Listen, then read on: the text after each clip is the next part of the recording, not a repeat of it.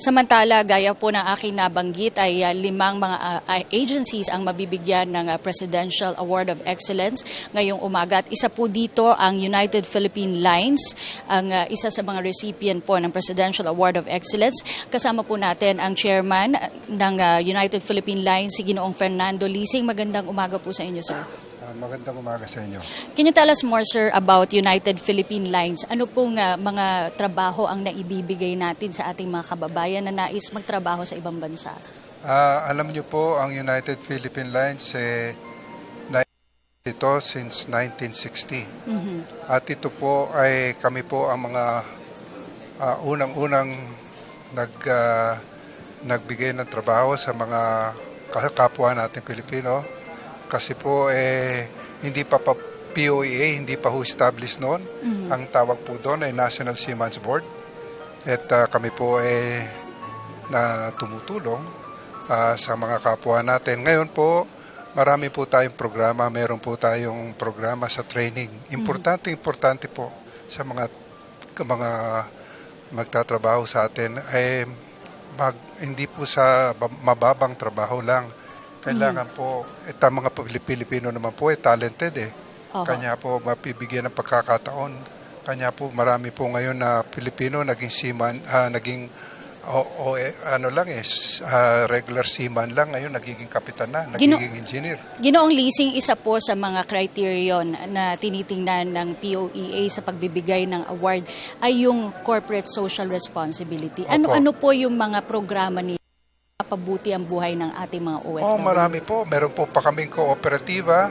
In fact, meron po, tinutulungan po natin sila, hindi lang sa pagtrabaho pag nasa barko sila o sa overseas sila, nasa ibang bansa. Binibigyan po natin yung pamilya nila, sinusuportahan po natin. Para sa ganoon, pag nangailangan sila ng tulong, meron sila nagsasama-sama at meron silang mga livelihood. Para sa ganun meron po kaming cooperative, yung Akbay, para sa mga asawa po ng mga seaman. At para sa ganun, pati yung pamilya nila natutulungan. Yung kumpanya nyo po ay isa sa mga pioneer na recruitment agencies. Ano po yung masasabi nyo sa ating mga kababayan na hanggang sa ngayon po ay nabibiktima ng mga illegal recruiters? Naman po, yan po medyo nakakalungkot kasi po ang mga kababayan natin nagsasakripisyo. Yung po mga illegal recruiters, at sana po naman tigilan po naman natin yan at bigyan natin ng pagkakataon yung mga kasama natin magtrabaho sa wastong kumpanya, wastong nagsasakripisyo po sila. Huwag po natin samantalahan yan. Bakit po ang ating mga kababayan, ang mga Pilipino, ang preferred na kunin po ng mga kumpanya abroad? Kasi po ang Pilipino, ako po na marami na po kami, pioneers po kami, marami na kami nakikita. Alam mo po, ang Pilipino, very loyal, resilient, at very creative po, at learning to learn.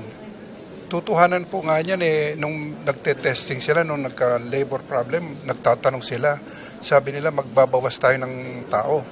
Tiningnan nila ibang nationality. Tiningnan yung mga ibang nationality na nasa barko. Hindi ko nababanggitin kasi ayoko na pong hiyain yung mga ibang nationality. Pero ang isang nationality na hindi nila tinanggal ay ang Pilipino. Sir, yun na lang pong reaksyon nyo dahil mabibigyan nga po ng parangal ngayon mismo ng Pangulong Aquino ang kumpanya ninyong United Philippine Lines. Papasalamat po naman kami at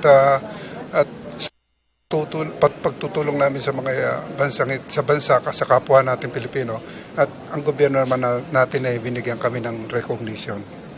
Maraming salamat po and congratulations sa inyo. Thank you. Ginoong Fernando Lising, ang chairman ng United Philippine Lines, isa po sa mga ahensya na bibigyang parangal ngayon dito po sa Palasyo ng Malacanang. Magandang araw po sa inyo. Magandang araw sa inyo. Salamat din.